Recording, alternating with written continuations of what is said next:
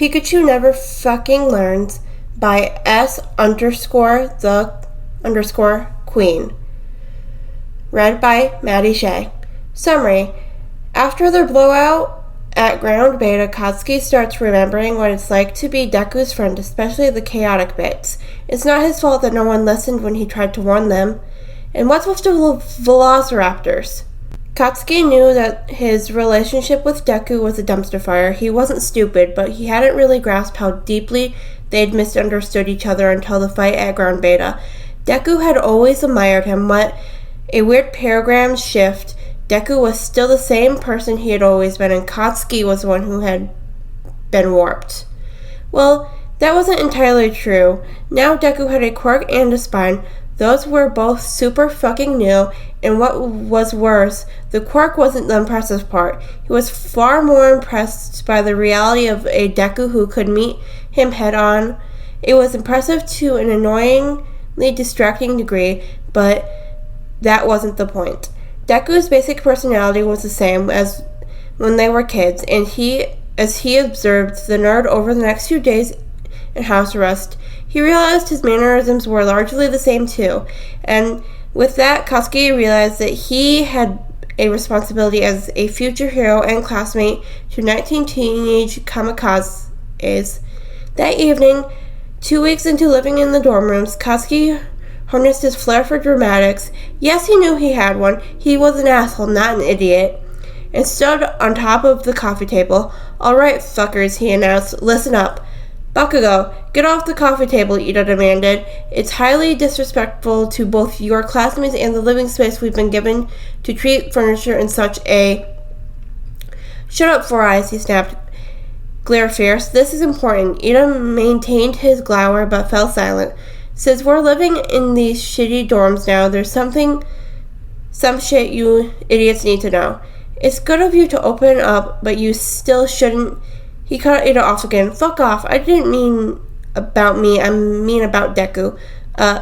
Then shouldn't he tell us himself?" Uraka asked hesitantly, eyeing Deku, who had gone rigid in shock and alarm. "It's pretty rude to expose someone's secrets. Kachan." In hindsight, Katsuki probably should have told Deku that he was going to do this. It was pretty obvious that Deku thought that Katsuki was going to spill the beans on One For All. Well, he wasn't, and fuck him for thinking that he would after he promised he wouldn't, fucker.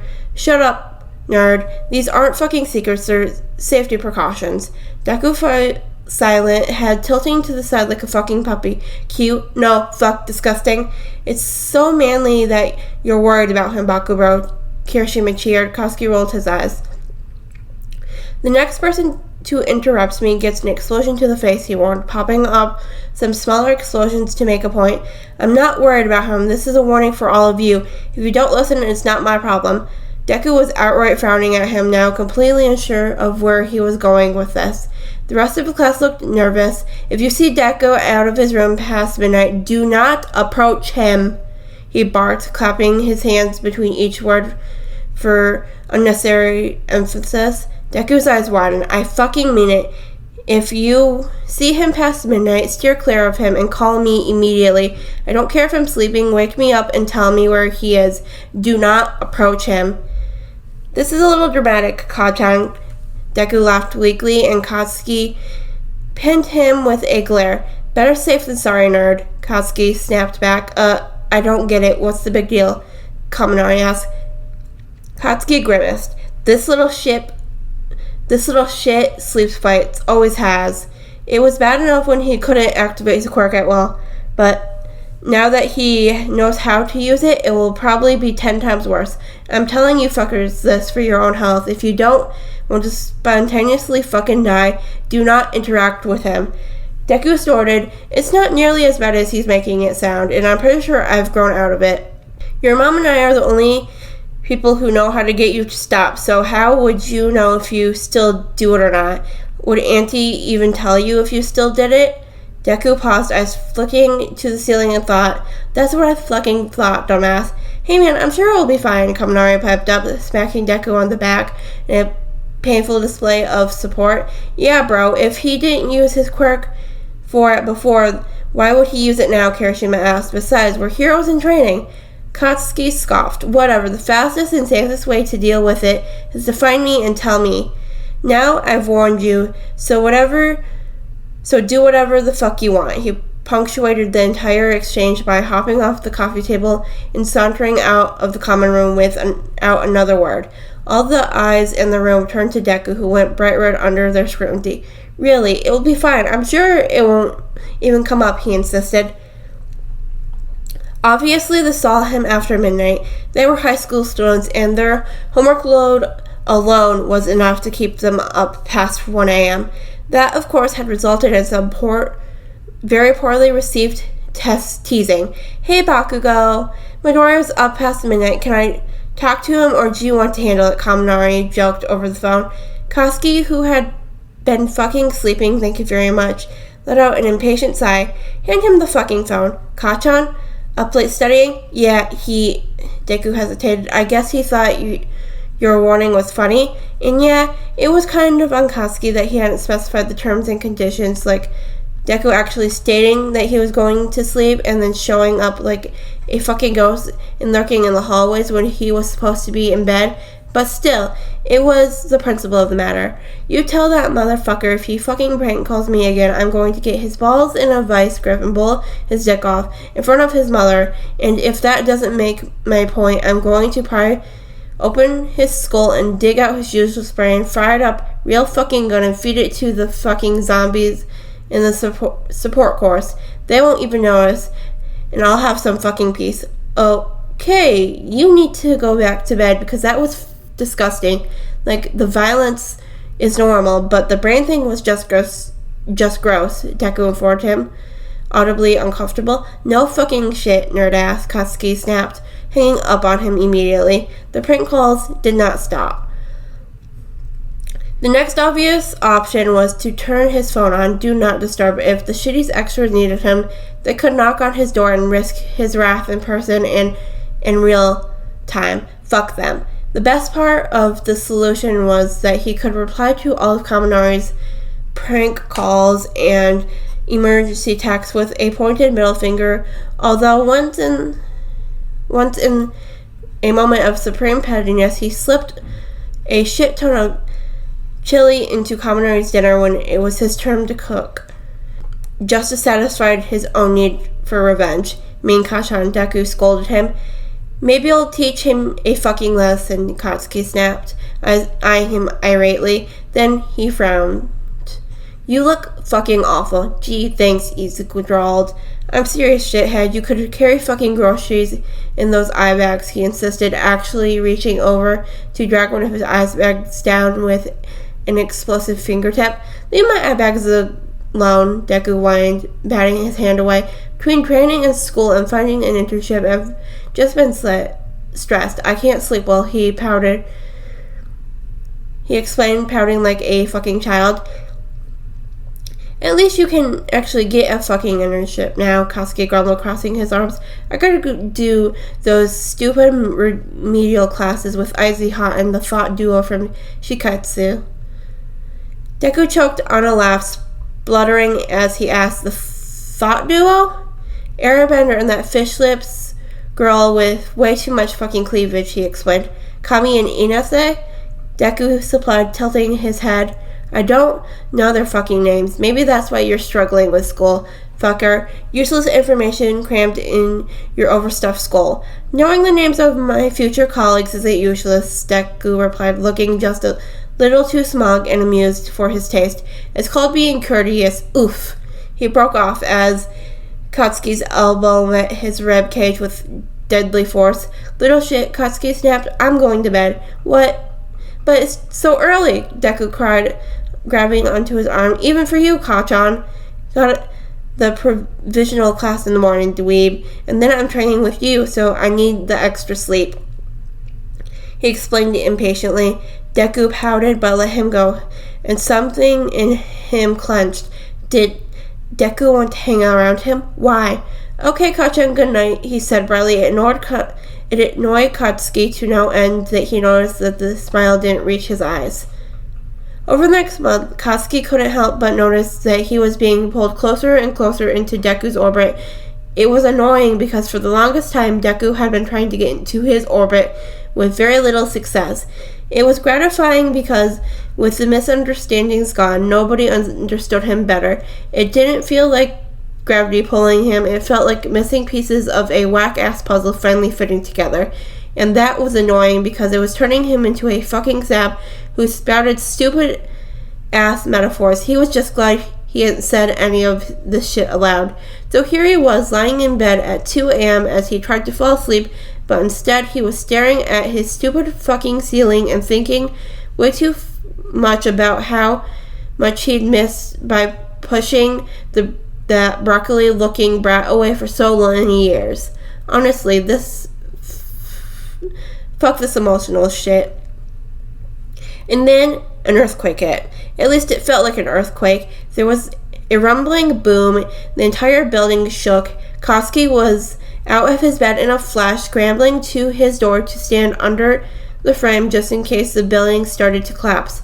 What the fuck was that? He snapped when Kirishima opened his door to do the same. Don't know, bro, but it was over too fast to be an earthquake. Maybe somebody's attacking the school. Kirishima replied, eyes wide with panic. Fuck, let's go, he said, already moving towards the stairs so they could get to the ground level. When they got to the common room, they were met with disaster. The entire first floor was littered with rubble. The entire external wall was completely obliterated, and the crumbled remains of the common room were exposed to the open night air. Dust lingered in the air, and Katsuki raised the neck of his shirt so that he wouldn't inhale the particulated rubble. Anyone out here? He called. Don't touch my dinosaurs again, a bellowing voice answered from the far end of the room. What? Kirishima uttered, confused as fuck. Katsuki could relate. Dinosaurs? Deku? Katsuki's called hesitantly, sounded like him. But dinosaurs? My Velociraptors are better than yours. They approached slowly, finally finding Deku illuminated by green lighting. His eyes were glossy and vacant, and he was rigid, more rigid than his standard awkwardness. Sleep fighting, fuck. Go look for whoever provoked him in the rubble shitty hair. You're going to need medical attention, Katsuki instructed quietly. What's going on? Yaruzu cried as she finally made it downstairs. She was followed by a majority of the class, utterly distracted by the damage in the common room. Stay back and don't say anything, Katsuki snapped. Go help Kirishima find whoever got fucking smashed through the wall. That's what these fuckers got for not listening to him. Shitheads. Zuko, he asked quietly, approaching the sleeping gremlin slowly. Why are you up? Someone tried to steal my Velociraptors, he snarled, whirling on Katsuki and falling into a fighting stance. Was it you? Who are you? It's Kachan, dummy, and your Velociraptors are asleep already. Honestly, it had been so long since he'd reasoned with Deku in his sleep. He was surprised it was coming back to him so easily. Kachan, I want soup. I can make you soup. I can make you your soup, he agreed amicably, just like Auntie makes it. But you got to go lie down near your Velociraptors or they'll worry about you. But then I won't get soup. I'll bring the soup to you, he promised, lying his ass off. If he still wanted the fucking soup tomorrow, he'd make it, okay? But all the dinosaurs are freaking out because they can't see you. They're going to fucking hurt someone. Okay, I don't remember the way back though. I do, I'll take you. Amazing, Kachan. Izuku mumbled, eyelids drooping. Success. The nerd held out his hand and Katsuki reluctantly took it and led him back to bed. He heard floating in glasses speaking as they left. Velociraptor soup? What the hell? Again, relatable. The next morning, Katsuki was hit by a strong, conflicting feelings. On one hand, he was so fucking smug that it could have suffocated the entire class if it wasn't tempered. But it was tempered by concern for Kaminari, who had been punched through 2 walls hard enough to destroy the entire common room. He was in the hospital. When Deku woke up, he had no idea what had taken place the night before. The rest of the class had been clearing out the rubble so they could eat the breakfast that Katsuki was making when he finally stumbled downstairs, bleary-eyed and soft, looking in oversized sweats that were still finely dusted with drywall. He woke up real fucking fast when he saw the state of the first floor. Oh my god, what happened? Uraka's eyes locked with Ida before turning back to him. You happened, she replied apologetically. She glanced over at the kitchen to meet Katsuki's eyes. That was possible now because the wall that had previously hidden it from view was now missing. Huh?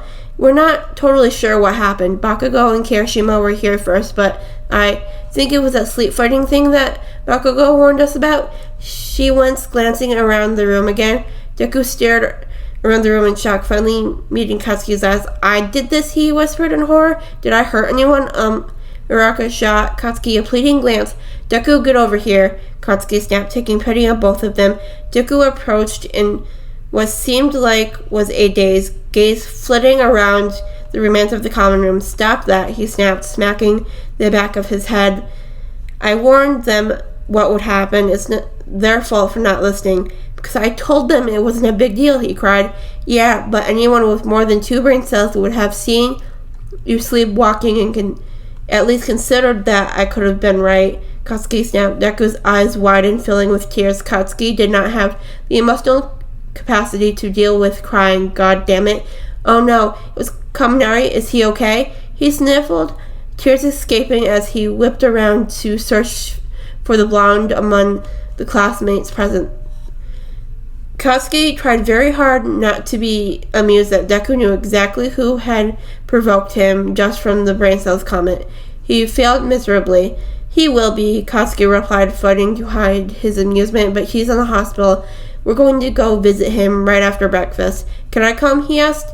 Sniffling, Katsuki rolled his eyes, but ruffled his curls, hoping he was excluding more comfort than affection. Although, if anyone were to interpret the hair ruffling as a threat, it would be Deku. Why the fuck do you think I told you, dork? Katsuki huffed. Shitty hair and Pinky are coming too.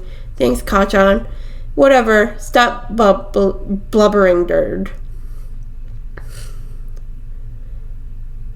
When they got to the hospital, Kaminari was awake and mostly healed. That meant that whatever residual concern that Katsuki was feeling had gone out the window and was replaced by a righteous smugness that could not be contained. Sup, dumbass, he declared, bursting through the door. Kaminari jumped but settled when he realized who had entered. Hi, guys, he greeted glumly. What did I tell you, Pikachu? He smirked, coming to stop by his bedside. Kaminari sighed, don't approach him after midnight. Katsuki turned to Kirishima in mock contemplation. And what did he do? Kirishima rolled his eyes, approached him after midnight. And what did you do? He asked, putting at Deku. He patted Deku on the shoulder awkwardly when he started to tear up, pointedly ignoring the way Ashiro's eyes lasered in on the movement. A Detroit smashed him through the wall and destroyed the ground floor and the dorms. He sniffled, hiccuping in distress. Disgusting, emotional dweeb. And where are you now? He asked, turning back to Kaminari with his hand still on Deku's shoulder. He pretended not to notice Deku leading into the touch. Kaminari's face twisted as he answered, eyeing Deku like he was a threat. He looked utterly disturbed. In the hospital, after briefly visiting God. And what have we fucking learned? Never question your Midoriya knowledge again, Ashiro piped up. That shit was crazy. We straight up thought it was a villain attack, Green Bean. Definitely not to get near him when he's sleepwalking, Kirishima added. Don't try to steal Midoriya's Velociraptors, Kaminari uttered, shuddering. Deku's head snapped up, eyes still wet with tears, but his face utterly twisted in utter confusion. My what? Well, that was Pikachu Never Fucking Learns by S_the_queen. Let me know what you thought down below. Thank you for listening.